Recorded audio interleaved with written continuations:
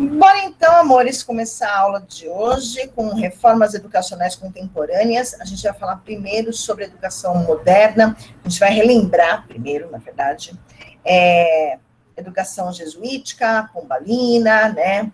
E aí, então, a gente vai entrar nas reformas educacionais modernas e depois contemporâneas, tá? Bom, então vamos lá, meus anjos de candura. Ah, sim, claro, hoje é dia 11 de setembro. Que data, hein? Torres Gêmeas. Oh, É o que lembra, hein? nossa, é impossível esquecer. Impossível. Né? Então, marcamos. Bora lá. Essa é a aula 5, viu? Eu não contei a palestra da semana passada como aula, então a gente está na aula 5. Mas se você contar quantas aulas nossas já foram 6, tá bom?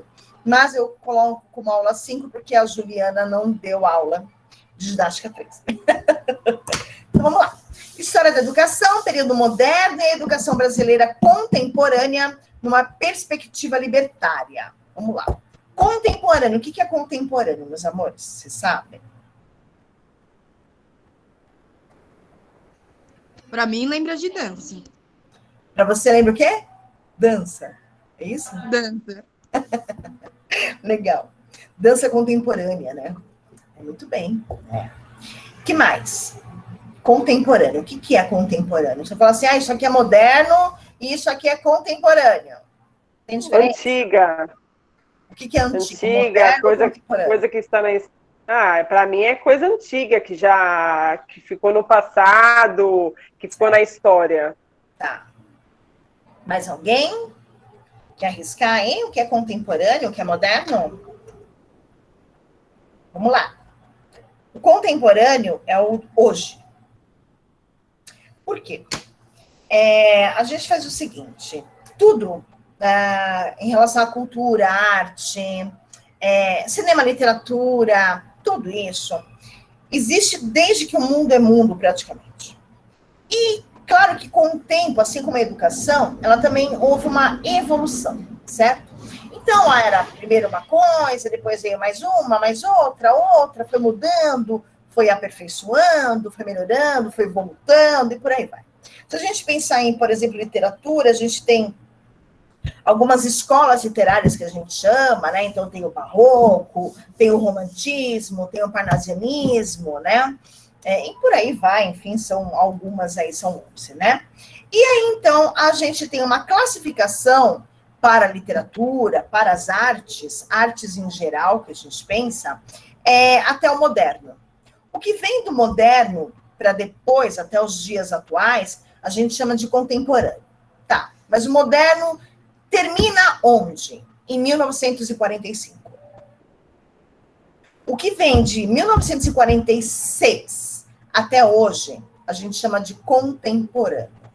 Porque não houve uma classificação ainda sobre os acontecimentos históricos, sociais, culturais, artísticos, sobre eles. Então, ainda não houve uma classificação. Então, quando a gente fala contemporâneo, a gente está falando de atualidade. Quando a gente fala de moderno, é de 1922 até 45. Tá? 22 a 45. Isso é moderno. Nossa, esse aí é o estilo moderno. Estilo moderno, período moderno, faz parte daquela época lá. 22 a 45, tá? Deixa eu botar que tem alguém querendo entrar. Raimundinha! A última. Boa noite, Raimundinha. Oi, Rai. Tudo bem, querida? Tudo bem, meu amor. Desculpa o horário. Estava na praia, Tive né? um problema aqui, não deu para entrar no horário. Não, já estou em São Paulo. Não acredito. Sim, precisava estar em São Paulo. Então tá bom, meu amor. Começamos agora a aula, tá bem? Fica à vontade. Tá bom, obrigada. Imagina. Então vamos lá. Da história da educação, a gente vai entrar aqui com o nosso querido jesuítas, né? Deixa eu só fazer a apresentação do slide. Vocês lembram da educação jesuítica, que existia, foi a primeira educação que nós tivemos aqui, né, no Brasil. Vocês lembram de alguma coisa ou não? Eu lembro. Manda. Sempre eu lembro. Pode falar? Pode sim. Então, os jesuítas eram os padres que queriam passar o catecismo, eles queriam catequizar os índios, Certo. né? E aí eles queriam, tipo, fazer, vou falar na minha linguagem, tá? Uma lavagem cerebral da Igreja Católica. Então, a parte da educação deles, né, era aplicar o catecismo na parte indígena. Então, eles queriam trazer as pessoas tudo para a Igreja Católica. Entendi. Que mais? Quem mais?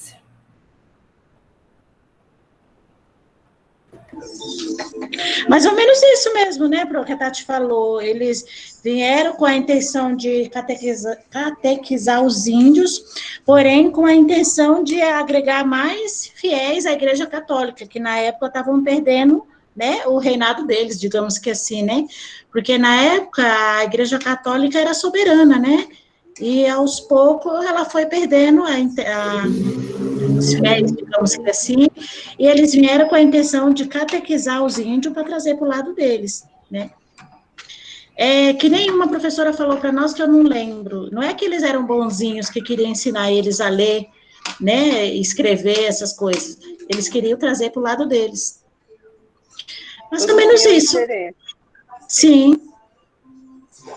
Que foram os... Isso, todos sabem, né? Foram os primeiros a catequizar, né? Chegar para mostrar o ensino, né? Para os índios. Por aí. Ok, tá? Por aí. Eu acho que é por aí, vamos organizar algumas coisas. Então, assim, quando os portugueses chegaram aqui, haviam os índios. Eram pessoas muito diferentes dos portugueses, assim como são diferentes de nós até hoje, né? Pelas suas vestimentas. Então, imagina, por exemplo, Dom Pedro chegar aqui cheio daquelas roupas e encontrar as índias nuas, os índios nus, apenas pintados com penas, né, com os penachos. Então, para eles, realmente era muito, assim, absurdo.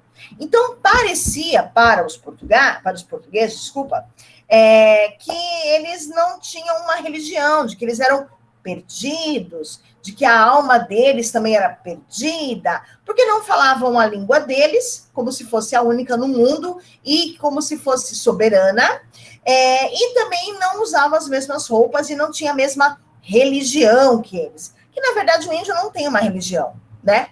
Quem tem religião são o pessoal do Ocidente, né? E até do Oriente. Mas os índios, na verdade, eles não têm uma religião, tá? E aí, então, o que aconteceu? Como os portugueses chegaram aqui com tudo aquilo, todo aquele aparato deles, os índios, que não era a maioria no momento, né? Eles ficaram intimidados com aquilo tudo. E aí, então, houve uma conversa entre eles, uma tentativa de conversa, depois uma conversa, e depois várias conversas, e houve a necessidade de entender o que eles, de fato, estavam falando. E aí, então, quem é que é trazido? Os jesuítas para cá, porque os portugueses continuavam achando de que os índios realmente precisavam ter uma religião, e que fosse a deles, e que eles se vestissem como nós, né? E que eles falassem a nossa língua. Então, não que nós fizéssemos o contrário, né? Tem até uma poesia do Oswald de Andrade que ele fala exatamente sobre isso, né? Só um instantinho. Deixa eu pesquisar aqui no celular.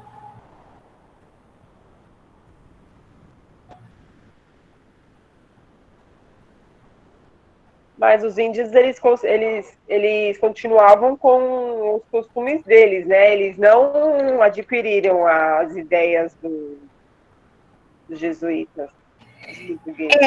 De início, não, porque não sabiam o que exatamente queriam, né? Aí depois, então, perceberam de que eles queriam pesquisar as terras, né? Os índios perceberam. E aí, então, não estou achando aqui, mas, enfim, eu falo mais ou menos. Mas eles perceberam, os índios, de que queriam ocupar aquela terra, mas que deixariam-os de lado. Mas que, na verdade, não deixaram de lado, né? Acabaram usando os índios como escravos até, né? Para poder ajudar em muita coisa. Muita coisa que os portugueses sabem vem dos índios. Por exemplo, a cor vermelha. Por que as roupas vermelhas são da nobreza? Porque vem de uma planta chamada pau-brasil. Pau-brasil e tem uma outra, urucum, né? E quem ensinou isso? Os índios. Eles roubaram da onde a plantinha do pau-brasil? Daqui. Os índios que ensinaram a cultivar. Então, muitas informações que eles escolheram dos índios, na verdade, não havia, assim, nossa, que coisa interessante. Não, havia uma segunda intenção por trás de tudo isso, né?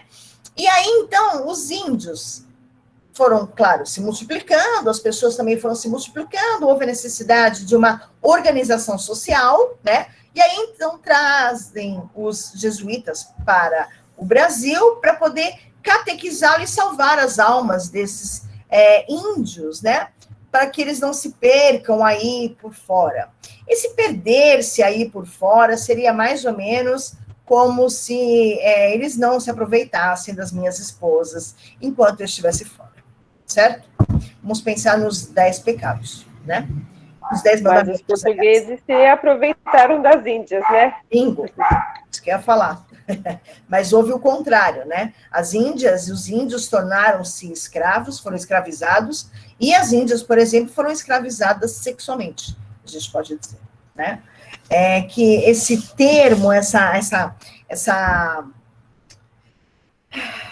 coisa de força, de ter que transar, né, o português com a Índia, né, acontecia por medo, né?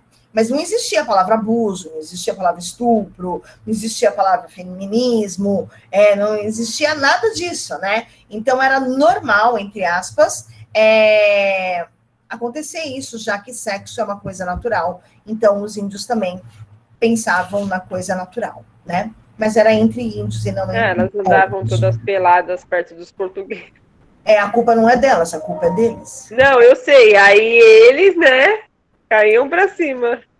Exatamente. Porque eram de costume delas, mas, né, o ego masculino... Sim, sim. O machismo não é ego masculino, não. Isso é machismo, né?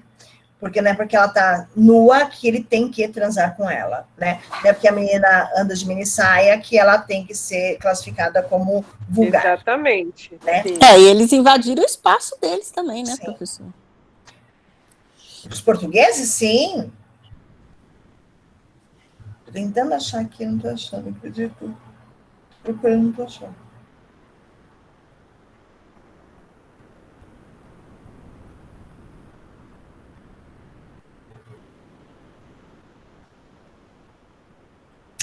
Enfim, é mais ou menos assim. Quem dera se num domingo de sol, num domingo de chuva, os índios vestissem os portugueses e não os portugueses. Os índios despissem os portugueses e não os portugueses vestissem os índios. É mais ou menos isso, como se seria muito mais interessante os índios agregarem a cultura deles nos portugueses e os portugueses seguirem a cultura dos índios do que fazer ao contrário como foi feito, né? Então é isso que Carlos Drummond de Andrade quis dizer, né? Vamos lá. Bom, com a instituição aí do colégio, né, houve, na verdade, uma reorganização disciplinar da escola, da racionalização e do controle de ensino. O que aconteceu foi que se de manhã os índios trabalhavam, à tarde eles iam para a escola. A escola era uma forma de ensinar a língua portuguesa e também deles aprenderem a língua indígena, para eles conseguirem, então, educar. Aí vamos pensar que depois de um século, ok? Um século, muita coisa aconteceu, obviamente. Por exemplo, um processo de reorganização social, e aí é claro que houve a reorganização das disciplinas da escola, né, por conta do excesso de pessoas, certo? E aí, então, o que mais caracteriza o ensino jesuítico é o Ratio Studiorum. Acho que vocês ouviram isso com a Renata, né?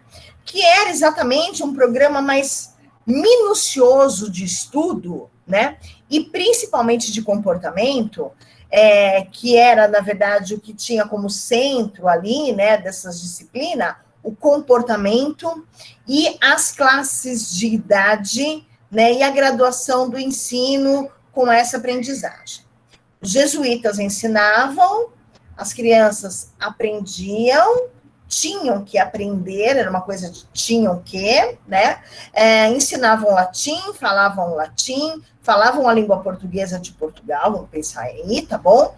E eles tinham que ter uma disciplina bastante grande, tá? Disciplina de ficar quieto, de fazer as coisas regradas, acordar X horário, fazer X coisa, e por aí vai. Isso a gente chama de disciplina, né? E essa palavra disciplina, ela veio dessa época, olha que coisa interessante. E essas disciplinas que a gente pensa, por exemplo, em escola tradicional, de que as carteiras são retas, viradas para a lousa, de que o aluno tem que levantar o dedo para poder perguntar, ou esperar o professor terminar toda a história dele para poder, então, o aluno perguntar. Isso está muito ligado à educação jesuítica. Porque ela era assim, ela era regrada, ela era disciplinada, né? Algo diferente disso é uma indisciplina, né? É que quando a gente fala de indisciplina, a gente pensa na bagunça geral, certo? Mas indisciplina é aquilo que não está fazendo parte da disciplina. E o que é disciplina, então, para você, como professor, para você como um coordenador de escola, para você como diretor de uma escola, né? O que é disciplina para você? É normal ver uma sala onde os alunos estão caminhando ou transitando, conversando? Ou isso para você é indisciplina? Tem que tomar cuidado com isso dentro de escola. Cada diretor tem um olhar para isso. Pode ser que isso seja visto como indisciplina, uma bagunça, sala amazona. Eu quero os alunos sentadinhos. Entendeu? Olha aí. Que diferença, né? Bom, é claro que nessa época, olha aí, vem a disciplina, e essa disciplina escolar, ela teve raízes na disciplina religiosa, como eu acabei de dizer. Então, aí a gente tem os instrumentos de exercício, de aperfeiçoamento moral e espiritual. Para que serve a religião? Para poder dizer a vocês o que é certo e o que é errado, o que você deve fazer e o que você não deve fazer. Isso faz parte da moral e dos bons costumes. Vamos lembrar dessas duas palavrinhas. Ô, professora, pode falar. Será que é por isso que eles não questionavam, eu digo os índios? Porque era imposto para eles fazer tal coisa, mas eu não sei também, né? Nunca estudei sobre isso, assim, de ter uma revolução deles, de falar, não vamos fazer isso, ou não vamos estudar tal coisa, e eles seguiam a regra, assim. Existe também isso, da questão de não permitir, mas existia também um acordo que havia entre os portugueses e os índios de vocês vão ficar com a terra para lá e eu vou continuar com essa terra aqui. E aí, então, houve essa divisão, como há até hoje, né? Então, os índios estão no Mato Grosso. Você vê índio aqui andando na rua? Não. Então, eles ficaram com aquelas terras delas. Ninguém vai mexer. Então, assim, eles ficaram felizes, contentes, e foi o suficiente ter só aquilo, porque não havia necessidade do todo. É muito engraçado. Depois eu mando para vocês até um texto, para quem quiser ler, de o Papalégue. Não sei se vocês já ouviram falar. É um índio. Mas, enfim, olha que coisa interessante. Enquanto, por exemplo, vou dar um exemplo aqui que eu não tenho noção muita de medida, tá bom? Mas vamos lá. Vamos pensar que a tribo dos índios ficou aí com uma metragem equivalente a um bairro, tá bom? Um bairro. Os portugueses, quando chegaram aqui, eles não queriam um bairro. Eles queriam um continente inteiro.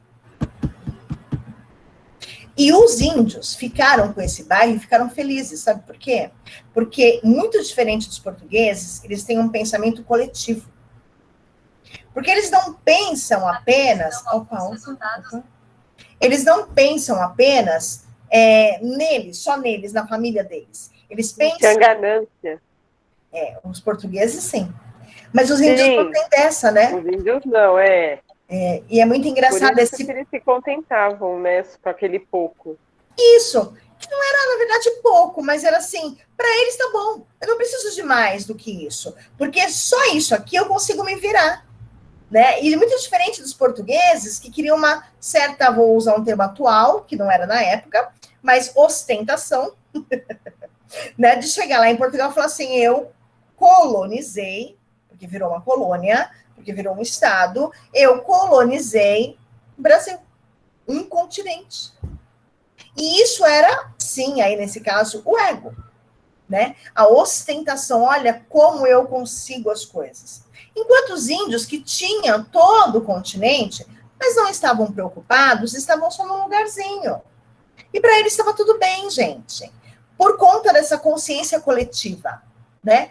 Eles pescavam não para a família deles, eles pescavam para a tribo. A tribo não é uma casa só. Pensa que se você vai fazer compra para o bairro, por exemplo. Era essa a ideia, né? É tanto que as crianças, elas são educadas por todos da tribo. Não é pela mãe e pelo pai, como nós. Né? Essa educação que a gente tem, essa criação, esses costumes que nós temos, eles são europeus, eles são portugueses. Né? Então, esse egoísmo dos portugueses é muito diferente dessa coletividade dos índios, né? E que eu acho bastante interessante pensar de forma coletiva, né? Eu vou levar um bombom? Não, eu vou levar uma caixa de bombom para todas as alunas de didática 3, por exemplo, do quinto semestre. Pena que a gente está aqui, né? Distante, senão eu levaria. Isso não é desculpa, pode mandar pelo correio. Um para cada, né, gente? Então, na verdade, quando a gente fala aí de um aperfeiçoamento moral e espiritual, é para tentar embutir nesse... Aqui a gente está falando mais de índio, né? Aqui a gente já está bem distante do índio. O índio a gente já esqueceu, porque a gente já, sugou tudo dele, tá bom? Aqui a gente nem vai lembrar do índio, coitadinho, tá? Ele tá lá, do jeito dele, da tribo dele, do jeito que ele gosta.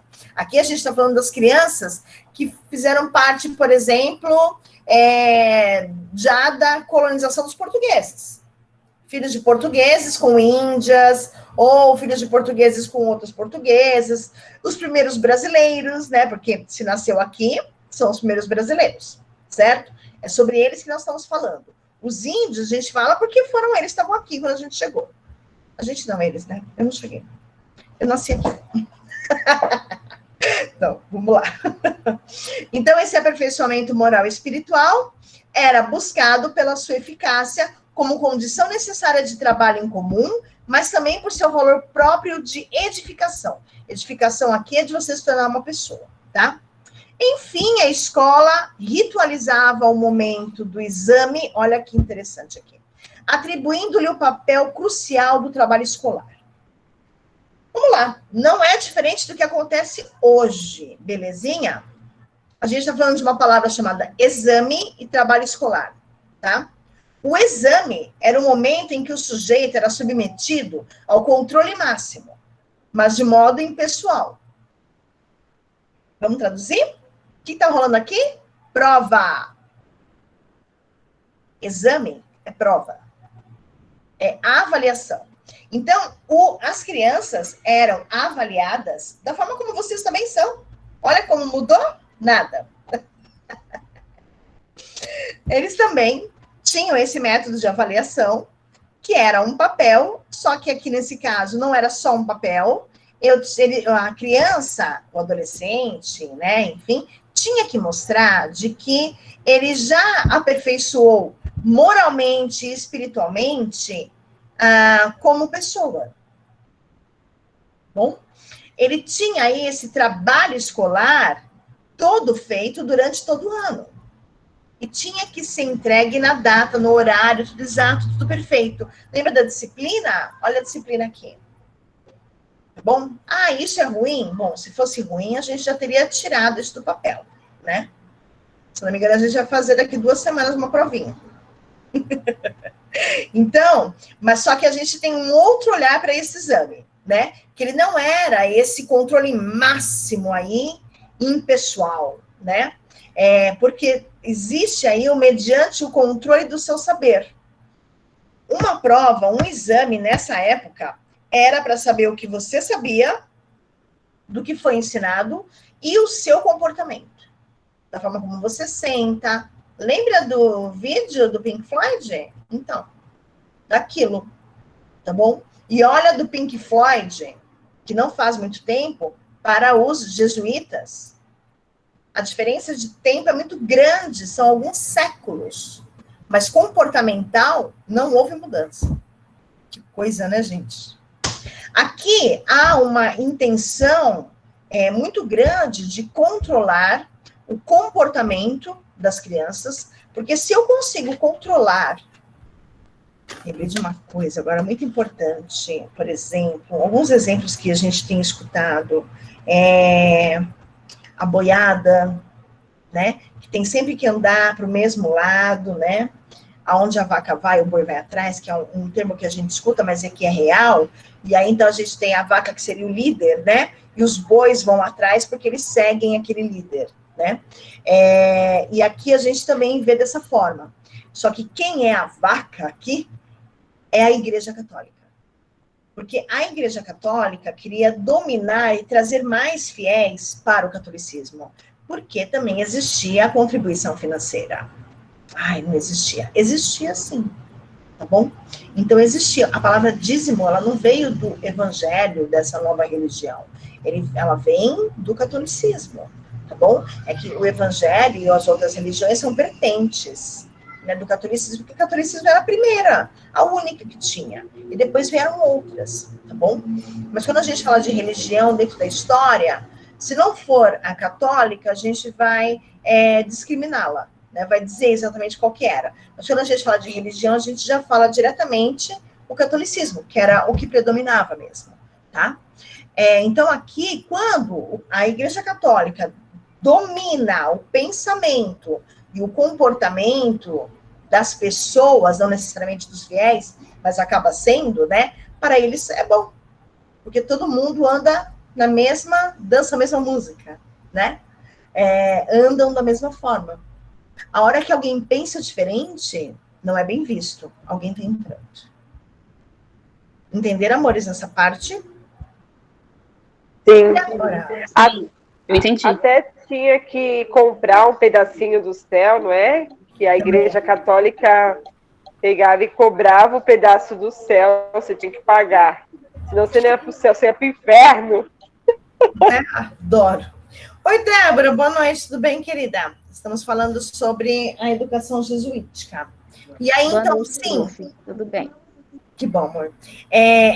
Também sim, diria, porque outras igrejas também acabaram fazendo a mesma coisa, né? Porque viram que dá um dinheirinho bom. E aí, então, é necessário fazer aquela reforma que nunca acaba nas igrejas. Certo, amor? Templos e templos. Vamos lá. Aqui a gente tem, então, as pessoas que são... Aqui é uma escola, tá? Ó, igualzinha a nossa. Né? Mas aqui é uma escola. Tá? E aí, quem está reinando, observem, né? Porque existiam os reis e existia o clero, né? Que faz parte aí a religião, o catolicismo, e o rei, quem era o rei, na verdade? Ele era o representante de Deus na Terra. Então, se ele era o representante de Deus, quem é acima dele é só Deus, não é mais ninguém, só Deus, tá bom? Então, tem tudo isso, mas aí havia uma briga financeira entre o reinado, né? E o clero, que era a igreja, tá bom? Para um domínio maior. Quem é que dominava mais? Tudo bem? Vamos lá. Ah, sim, claro. E aí, então, a gente chega, jesuítas, tá? Gente, 220 anos, tá bom já de jesuítas, né? Tá legal, acho, né? Bem bacaninha, né? E aí, então, chegamos ao século XVII, onde a gente tem aí a separação da Igreja Católica e do Estado, e alguns bons pensadores sobre a escola, sobre a educação, e, enfim, no final do século XVII, a gente tem a consolidação da burguesia, tá bom? Agora a gente faz uma pausa para os slides, porque a gente vai para os vídeos. Eu trouxe alguns vídeos, mas eu vou passar só para vocês o primeiro. Eu vou ter que parar minha apresentação e apresentá-lo de outra forma, que é uma explicação sobre essa divisão que houve entre o catolicismo e o Estado como forma de domínio da educação, né? Porque era dominado pelo catolicismo, deixou de ser dominado, e aí então veio o Marquês de Pombal para acabar com toda essa palhaçada. Não, ele não disse isso, mas quase isso, tá bom? Vamos lá. Deixa eu... Cadê onde quer apresentar agora? Vamos ao guia do Chrome. Vamos procurar aqui. Gente, eis que toca meu telefone. Pronto, aqui. Eu fiz uma aula sobre Pombalina e iluminismo, tá no meu canal, mas eu vou depois compartilhar para vocês, tá bom? Para vocês, caso vocês quiserem assistir, fiquem à vontade, tá bom? Bom, o vídeo é esse daqui. Nossa, que blogueirinha! Tá no meu canal. Meu Deus, sou blogueirinha e má influencer. Bom, deixa eu rodando só um pouquinho, porque senão ele fica travando, né? Que nem os outros vídeos, eu não quero. O meu canal é esse aqui, meu bem. Você não conhece meu canal? Olha meu canal. Filha. Tá bom? Eu tenho já 72 seguidores. Certo? Tá bombando. Super, né? Então, vamos lá. Eu trouxe, se vocês olharem aqui, a reviravolta de Pombal, né? E aí, então, são 3 vídeos. A gente pode passar os 3 vídeos, não tem problema. Você tá compartilhando? Não, né? Você não tá vendo meus vídeos? Não. Só tô vendo você. Eu também não. Pro, não compartilhou. Você fechou a tela. Teve um erro na tela. Vamos novamente. 1, 2, 3, e cadê você, meu filho? Esse. Compartilhar. Acho que agora vai, meninas. Vocês estão vendo? Sim. Sim, foi. Sim, tô vendo. Então, Dá vocês... um zoom aí. Tá, vou Dá? Sim, eu consigo colocar a tela inteira, mas ela não é tudo de inteira, tá bom? Mas vai ajudar. Vamos lá, se a gente vai falar de Marquês de Pombal, que ele veio de Portugal para cá, para o Brasil, então a gente vai encontrar algumas coisas em português de Portugal, tá bom? Mas é fácil de entender. Deixa eu mostrar aqui o meu canal, já que a outra não viu. Aqui, minha filha, meu canal. Tati, tá vendo, meninas? Vocês conhecem meu canal? Ela tá louca e não conhece meu canal. Ai, tá gravando, esqueci. Bora lá. Não estamos falando nada demais, estamos falando da aula. Não é, não? Deixa eu ver. Tá a tela inteira para vocês, meninas? Agora sim. Sim. Tá bom. Eu vou fechar meu áudio para que vocês, então, foquem só nesse vídeo. Ele tem 6 minutos, eu espero que não trave, não dê repetir, não dê nada, tá bom? Mas eu já volto com o áudio.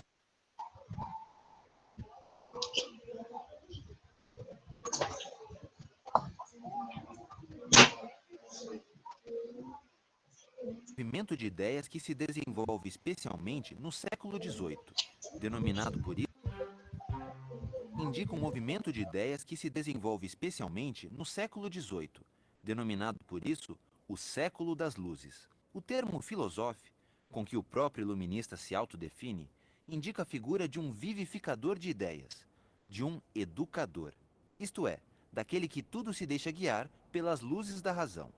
É nesse contexto das ideias iluministas que circulam pela Europa que uma série de reformas políticas e administrativas são implantadas no Império Português.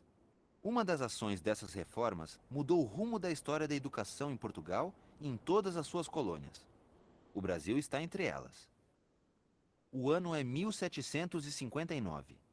No dia 3 de setembro, uma lei determina a expulsão dos jesuítas de Portugal e de seus domínios.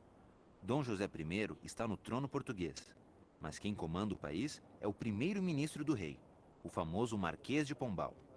É ele quem decide que os jesuítas, de agora em diante, não participam mais da vida da metrópole e de suas colônias. Com a expulsão dos jesuítas, o Marquês de Pombal instaura as chamadas reformas pombalinas na educação, para tentar substituir o sistema de ensino dos padres da Companhia de Jesus, vigente há 210 anos. O historiador Jorge Couto é diretor da Biblioteca Nacional de Portugal, que fica em Lisboa. No programa anterior, ele falou sobre a ação da Companhia de Jesus no Brasil. Agora, destaca como os jesuítas, antes de Pombal, faziam parte do Império Português. Os jesuítas portugueses estavam desde Bragança, que é o extremo norte de Portugal, até Nagasaki, no Japão. Portanto, cobriam todo o Império Português. A Europa, África, América e Ásia. Portanto, cobriam os 4 continentes. E como o governo pombalino conseguiu expulsá-los de todos esses domínios? Foi planeada uma ação militar em que as tropas de linha ocuparam os colégios e não deram a mínima margem de manobra a qualquer reação. As reformas pombalinas ocupam uma parte importante do STED-BR, site do Grupo de Estudos e Pesquisas, História, Sociedade e Educação no Brasil, da Faculdade de Educação da Unicamp. Estava aqui o anúncio da palestra que o professor Gilberto Luiz Alves, pesquisador da Universidade para o Desenvolvimento do Estado e da região do Pantanal, daria na Unicamp sobre as reformas pombalinas. A reforma de estudos atravessa todo o currículo. A grande novidade é a introdução das ciências modernas. Não ocorreu pura e simplesmente um acréscimo. Muda profundamente o sentido das demais matérias do currículo. Por exemplo, se nós analisamos o que eram os estudos de gramática latina nos jesuítas, nós vamos verificar que os estudos eram desenvolvidos basicamente em latim. Quando se instauram as reformas pombalinas, o discurso passa a ser o seguinte: os estudos de gramática só têm sentido quando são desenvolvidos em língua materna. O ensino de línguas deve ter um caráter útil e aplicado. Aliás, esses dois termos, útil e aplicado, passam a ser sistemáticos desde então, no ideário pombalino. É dentro da Universidade de Coimbra que se monta todo o projeto de reforma educacional de Portugal. Criada no século XIII, em 1290, a universidade é a mais antiga de Portugal e a terceira mais antiga da Europa. Quem nos recebeu em Coimbra foi o pró-reitor da universidade, Antônio Filipe Pimentel. A conversa com ele foi dentro da Biblioteca Joanina, um dos símbolos do iluminismo na Universidade de Coimbra. É esse cenário barroco, por um lado retórico de exaltação, por outro esplendoroso, que justifica o lado estético desta biblioteca.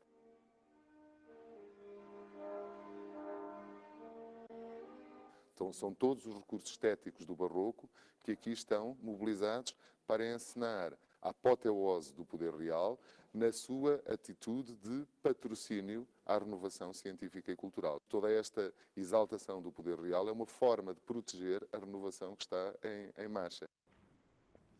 E o que as reformas pombalinas que começaram aqui, dentro da universidade, representaram para essa instituição?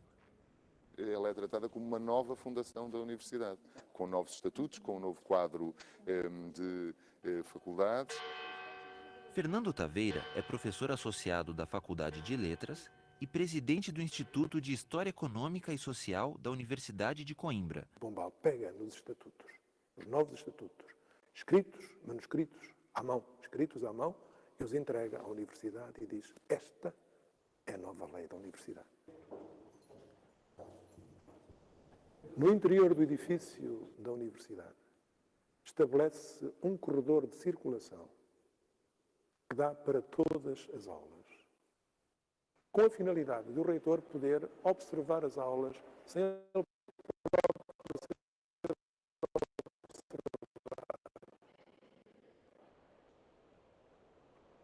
antes da reforma havia 4 faculdades: teologia, direito canónico, direito civil e medicina. Só a medicina tinha uma vocação claramente prática, que era, de facto, o curativo, era aquilo que era, enfim, curar as doenças. Teologia não tem grande aplicação prática. O direito, sim, mas no sentido da administração, não de uma aplicação concreta, científica àquilo que era a vida comum. E terá sido isso, provavelmente, que levou os reformadores a fazerem 2 novas faculdades. Uma faculdade de filosofia, que incluía a filosofia moral, mas era sobretudo a filosofia natural, e uma faculdade de matemática. Qual é a finalidade dessas 2 faculdades? Exatamente esse sentido prático. Ser capaz de formar pessoas que, a uma certa altura, tomem consciência daquilo que é o corpo físico da nação e intervenham sobre ele.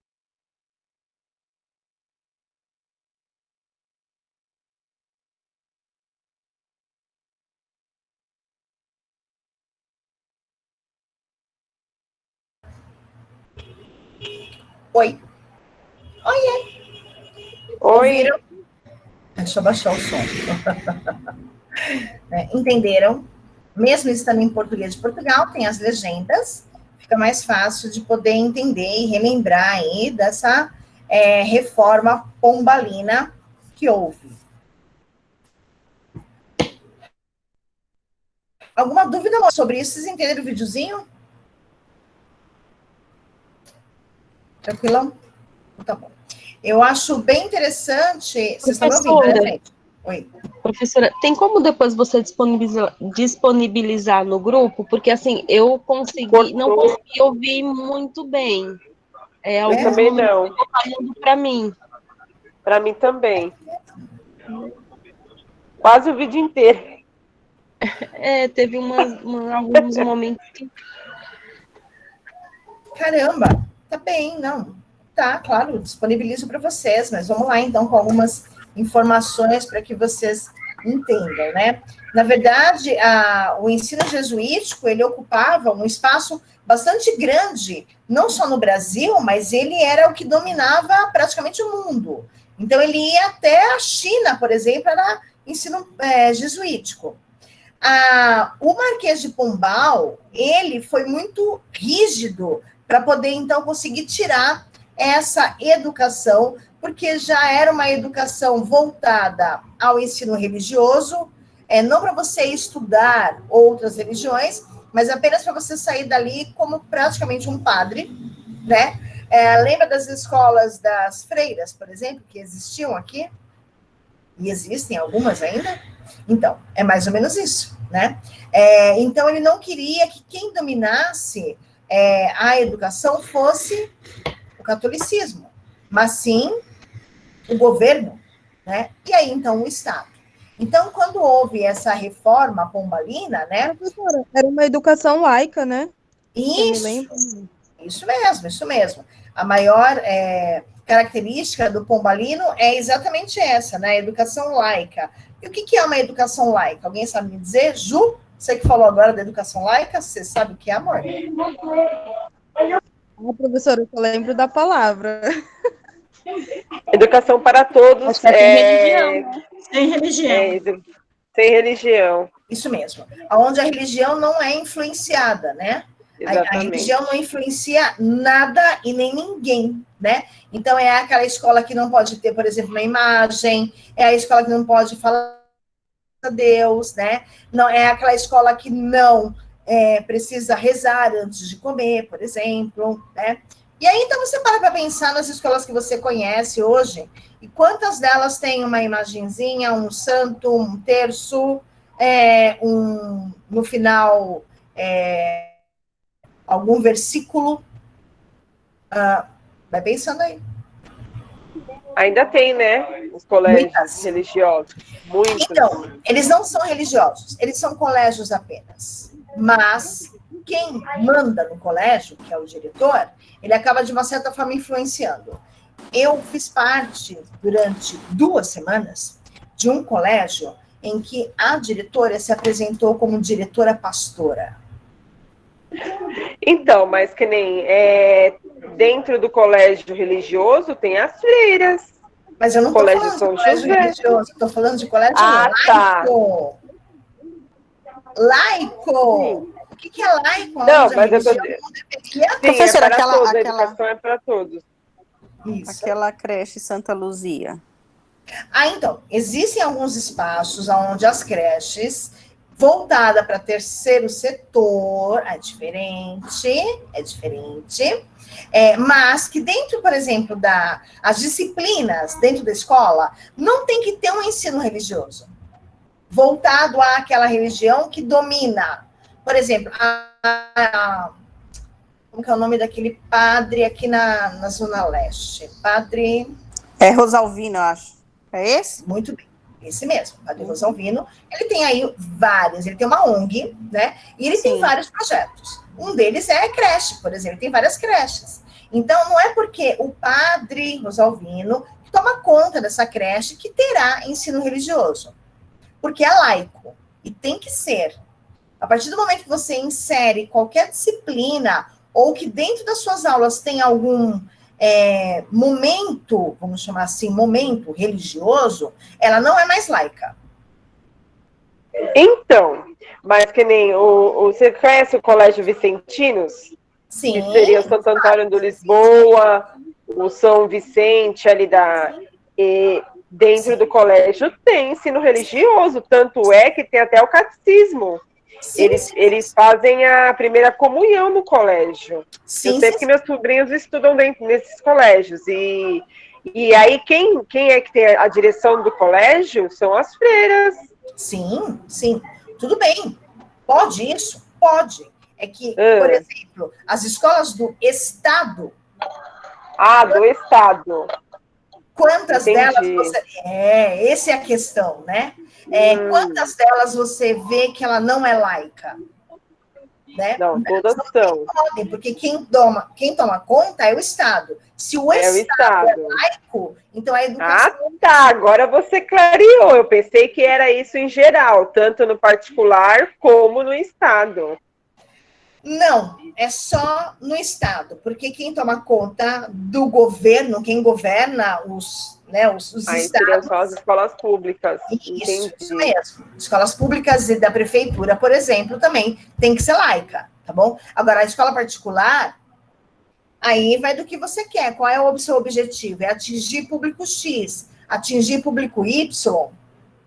Beleza, aí você seleciona. Eu quero atingir só um público que trabalha com, sei lá... não tem, né, uma escola com umbandismo, por exemplo. Não, só tem colégio adventista, o colégio católico. A Isaac Newton, na Vila Matilde, também ele é de alguma religião. Também é. Mas eu não sei qual que é. Eu trabalhei se não me engano, é adventista. Adventista. Tanto é que uma família da parte de crente, né, não coloca num colégio, por exemplo, no São Vicente, num colégio religioso católico. São outras religiões, né? Cada um vai seguir a sua. É isso mesmo, né? E se você não quer seguir nenhuma, então você coloca no Estado ou em uma escola particular que não tenha esse foco, né? Que não seja essa a preocupação da escola. Gente, isso é muito e absurdamente subjetivo, certo? E indiscutível. O que é discutível aqui é se as escolas do Estado e da Prefeitura são laicas ou não. Elas são laicas, assim como o governo é laico, assim como a Prefeitura e o governo federal também deveria ser laico, certo? E é exatamente isso que o Marquês de Pombal quis trazer, né? Então, quando ele parou e falou assim, gente, o catolicismo está dominando o mundo, e a gente precisa parar, porque não é só eles que existem na face da Terra, e assim, precisamos organizar os estados, os países, as cidades, né? Assim como são organizados. Eu não sei se vocês têm o hábito de procurar as coisas no Google Maps ou no Earth, que é aquele do planeta, e pesquisar outros países, outras, enfim, colônias, bairros. Eu não sei se vocês têm esse hábito, mas é muito interessante fazer a visualização de cima. Como que é de cima olhar para os bairros, as colônias, os países que não são os nossos, por exemplo? A organização que existe espacial e social em outros países. É muito interessante. No dia que vocês não tiverem nada para fazer, lembrar disso, vocês façam essa voltinha aí. Dá um rolezinho no mundo. Pelo Google. Pelo Google, não paga nada, filha, só a internet. Ai, conhece tal país? Conheço, lógico. Sim. Mas o Google tem que se atualizar, né, professora? Que ele tá meio que... não tá muito atualizado, não. Alguns lugares ainda não. É mesmo? Sim. Porque eu vi muita coisa que é 2020. Eu vi atualizado esses dias que eu precisei fazer pesquisas, enfim, e eu vi 2020, mas pode ser que então tá. alguns lugares ainda não tenha, enfim. Porque aqui onde que eu moro mesmo, ele ainda não... Bom, não sei agora, né? Mas não parece muito, não. Só parece a avenida. A gente tá sem ninguém. Só parece a avenida. Vocês não são nada, isso no Google? Nada. Caramba, minha casa não tá nem no Google. Isso é preocupante. Mas tá lá na prefeitura pra gente pagar o imposto. Tenho certeza, amor. Isso aí tá fácil. Bom, é claro que com todas as mudanças que aconteceram, né, com o ensino, com essa revolução, essa revolta, né, essa reforma pombalina, né, a gente teve aí muitas mudanças dentro da escola, como, por exemplo, a inclusão de muitas outras disciplinas. E vocês ouviram lá o professor da Universidade de Coimbra, que coisa mais linda, né, dizendo que para ensinar a língua, precisa falar a língua materna do local. Então, não adiantava os padres irem para lá e falar em latim. Ninguém ia entender nada se eles não conversam em latim. Eles conversam em português de Portugal. Né? Então, assim, tinha tudo isso. Para quem ensinar latim, para quem é do Brasil, se você não vai falar latim, você vai falar português. Né? Então, por que eu vou ensinar latim? Então, havia necessidade de organização das disciplinas do currículo, né, escolar dentro das escolas, já que agora quem toma conta não é mais a Igreja Católica, e sim o Estado. Então, o Estado teve a necessidade já que os jesuítas não faziam mais parte como professores, foram demitidos, vamos chamar assim, tinha que contratar professores novos, não é isso? A palavra professor apareceu exatamente com o Marquês de Pombal, dentro dessa reforma. Tornou-se aí, então, surgiu, né, uma nova classe de trabalho, os professores. Tá? Então, ela aparece aí no século XVII como uma profissão do professor, tá bom? A escola, então, acaba se tornando uma instituição social, que isso era importante, não era uma instituição social, não era aberta ao público, à sociedade, não formava cidadão, formava apenas uma pessoa que seguia as regras, né? Mais ou menos isso, né? Mas, por outro lado, a gente tem uma crítica bastante dura para fazer da reforma pombalina, que havia uma diferença entre escolas. Não sei se vocês lembram disso, no ensino da reforma pombalina, de que haviam dois tipos de escola. Uma escola que a gente chama de básica, que as crianças iam para aprender a ler, escrever e fazer cálculos apenas. E uma outra escola... Escola da nobreza. Oi? A escola da nobreza, que era para eles ensinar os costumes, né? Para se comportar na sociedade. Exatamente. E também chegar à Universidade de Coimbra. Porque aí a Universidade de Coimbra, o que ela fez? Trouxe para cá, para o Brasil, uma universidade. Então, essas crianças que faziam parte aí da burguesia, né, depois chamada burguesia, elas faziam parte dessa outra escola, onde o ensino era muito diferenciado, né? Então, as crianças ficavam, não o dia inteiro, era meio período, né? Aprendiam sobre comportamento, né? Tinha aí a divisão de idade, que a outra não tinha, era quase amontoado. Então, havia também esse problema dentro dessa reforma toda do Marquês de Pombal. Ela foi boa por um lado, mas por outro lado houve essa diferença. E essa diferença de classe social, ela existe desde que o mundo é mundo, né? E, assim, será que um dia não haverá diferença? Eu acho que não. Infelizmente. Também acho. Só queria que fosse menos diferente, né? Que não fosse discrepante, né? Fosse aquela coisa assim, miséria e riqueza absurda, né? Sabe? Assim como a África, por exemplo, que a gente vê aqueles negros enormes com aquele negócio de ouro, aquelas roupas, assim, todos pomposos, enquanto os Professor, o pobre faz diferença do pobre. Você acha que não vai haver diferença? É verdade, né? Ai, eu aqui, né? Inocente. É verdade, né? O pobre mais pobre, o pobre menos pobre, né? O pobre que tem carro, o pobre que não tem carro, e por aí vai, né? É verdade. O pobre que tá na mesma merda faz a diferença. Né? Que coisa, né? Como se fosse uma competição, né? De quem melhora e, enfim, quem é mais, quem é menos pobre, sei lá. Absurdo também isso. Ó, estão te chamando aí, ó, buzina. Você ouviu, né? Gente, a rua tá lotada hoje. Lotada. Que é Copa do Mundo? Não, acho que é final de ano.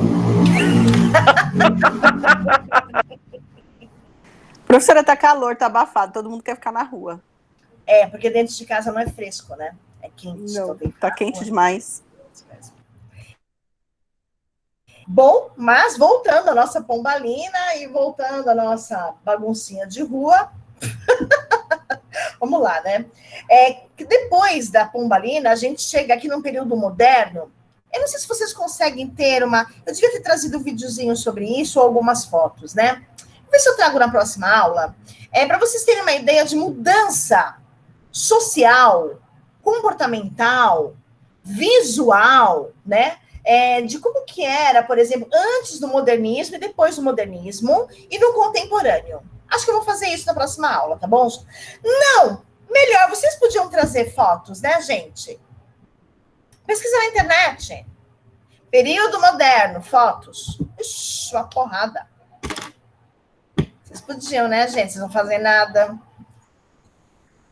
Você diz os vestimentos? Das vestimentas? De tudo, assim, fotos, sabe? Por exemplo, meio de transporte. Gente, tem uma porrada. Na internet, eu fiz muitos slides com fotos de período moderno. É muito legal. Muito legal. Não, deixa eu pensar, gente, pera. É que eu já fiz um trabalhinho para vocês. Espera um pouquinho, bem. A gente está com vários trabalhinhos. Então, deixa eu parar então a gravação até para a gente poder discutir sobre isso. Um minuto, por favor. Tchau, gravação. Tchau. Boa noite.